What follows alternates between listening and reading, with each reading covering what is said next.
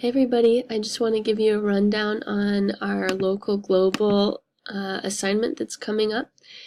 Don't fret about this right away as you've got a test to worry about, but I just want you to be aware that this is going to be our next big project. Many of you have looked at this as I introduced it casually in week 6, so you'd get an idea of what's to come, but this is generally a guidelines here. Local and global, museum and gallery, and this is going to be a comparison here of how we see artwork locally in different galleries, museum settings, and how we see it globally in larger and even virtually able to access museums and such on the across the world. So what I've asked you to do is to do 2 parts to this. One will be to visit a gallery. And this is going to require a lot from you guys, so keep me posted on how that goes. I'm interested to know if this works with you being in Olympia.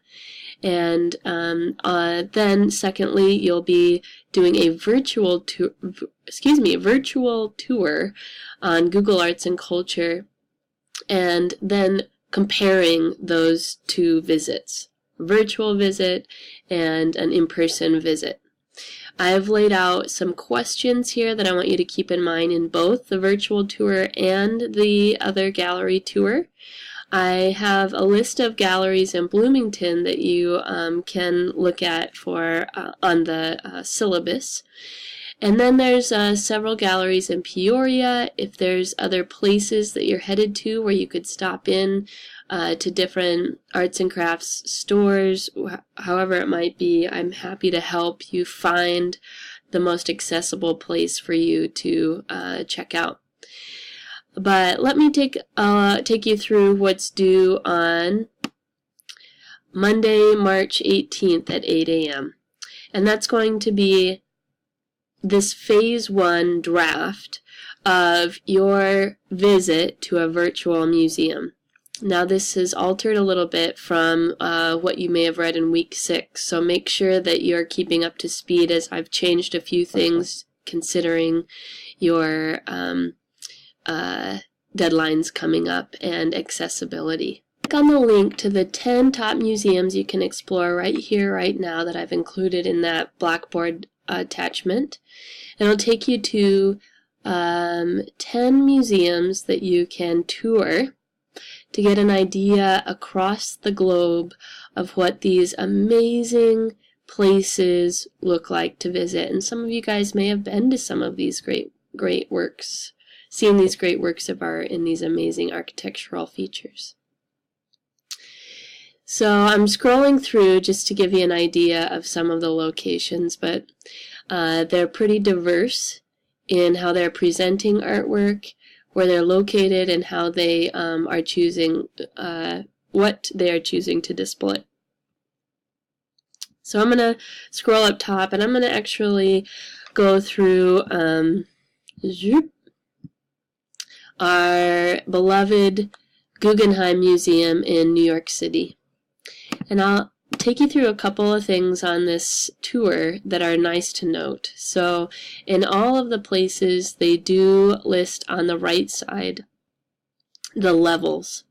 So you can use it like an elevator and go up and down and get yourself acquainted to using this somewhat challenging virtual system. But if you just mess with it a little bit, you'll get to notice it. It's pretty simple. So I'm going to kind of quickly take you through how I toured, and I really did kind of pretend like I walked through this whole place, and it was amazing to see. But on the first floor, it's good to note as you're walking in, and this is kind of like a video game, where it'll give you X marks the spot or arrows to identify where you can go read, where you can collect more information about the exhibitions. But these are going to be good places to note at the entryways so you get an idea of what your exhibition is. And excuse me as I flip around here. I was trying to figure out what exactly the exhibition was that I'm seeing. And that was not listed anywhere until I went to the entry point, flipped around, and you can see this Storylines is the exhibition title. Little bit of research there. But when I got up to the 6th floor, there was a piece that really caught me.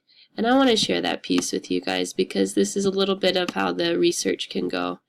And that's a piece from Haig Yang, an artist who's created several pieces along the same lines as this one.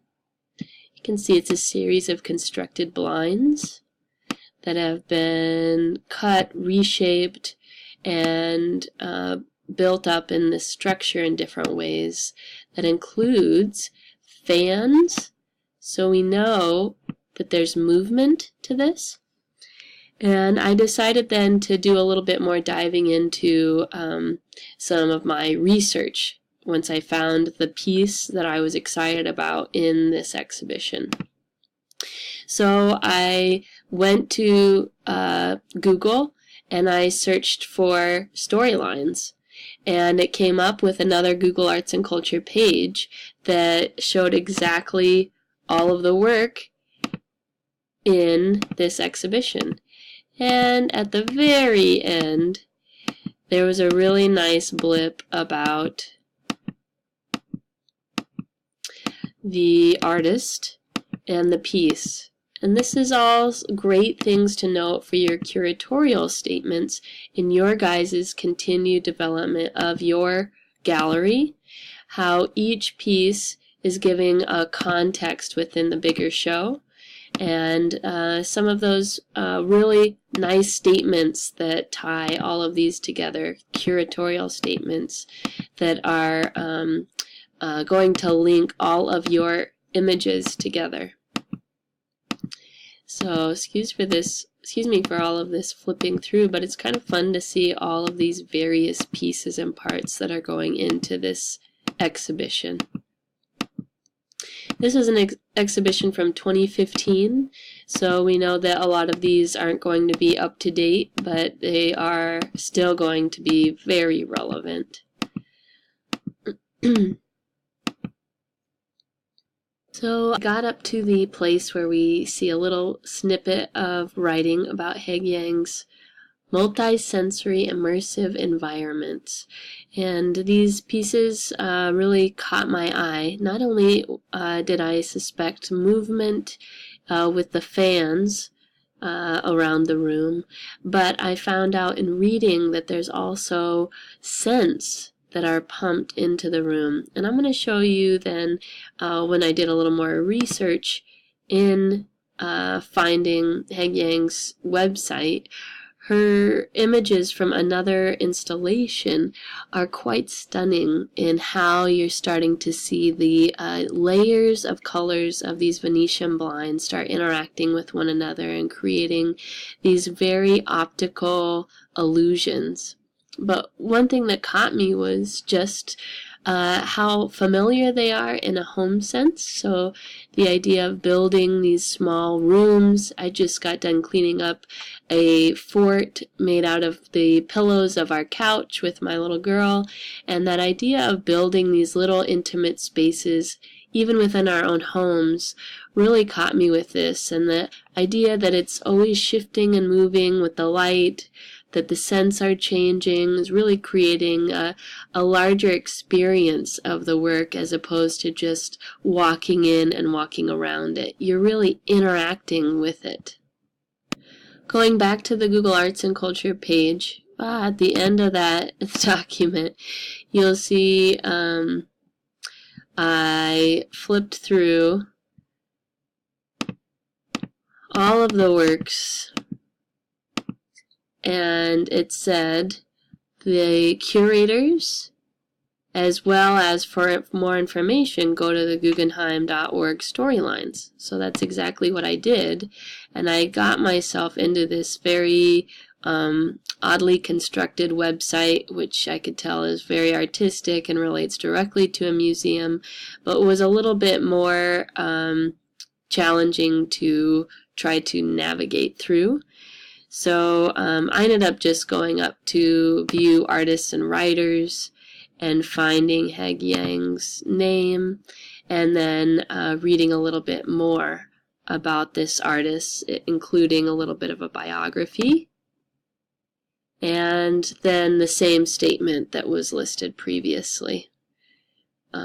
So that got me a little further, but then accessing through her website more images and getting a sense then of more of her work, I was able to expand then on my understanding of what she does and how she uses these found and constructed objects to create something of an experience that's not only multicultural, but also connecting that to something that's very familiar and home-based.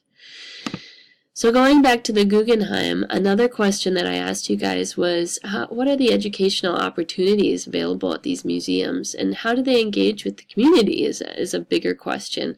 So I found within the Guggenheim's website this page that had ways to engage. So one thing that I keep up on is their Instagram account, and they've got great posts. Of course, people that are doing a lot of their networking are artists as well. So thinking about just how the look is tailored to the museum is pretty fascinating. But there's videos to watch that are dealing with all the different lectures, current exhibitions, artist prizes, panels, lots of ways to interact with public conversations. But then there's educational research studies, which was something that I was hoping to see a great deal dedicated towards. And scrolling through this, there was something that stood out to me, which was this Guggenheim's Learning Through Art, which works with over 1,500 New York City public schools to give tours and teachings and develop models for engaging with these different exhibitions in different ways. And that's what I feel like is most important in the idea of going to some of these incredible places, is having a deeper sense of understanding. I'll note, looking at the hours, is the recent move to be open every day of the week, including Sunday, and an evening every Saturday night where it is pay what you wish from 5 to 8 p.m.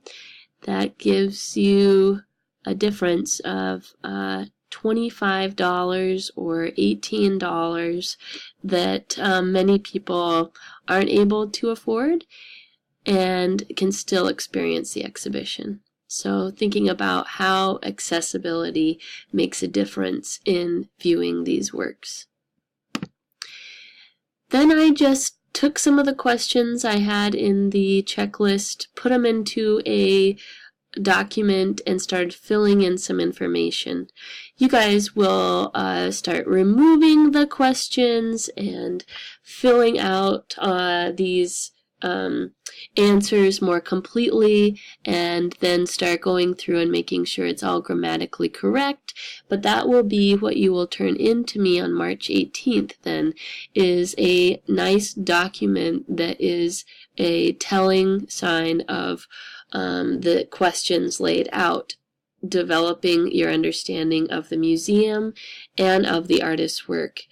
Then you're going to be doing that later on at a local gallery. So make sure that you have a frame of reference in mind and that you're getting a little better sense of how this kind of development through these different virtual museums can take place, and how that relates to what you choose to do with the local museum.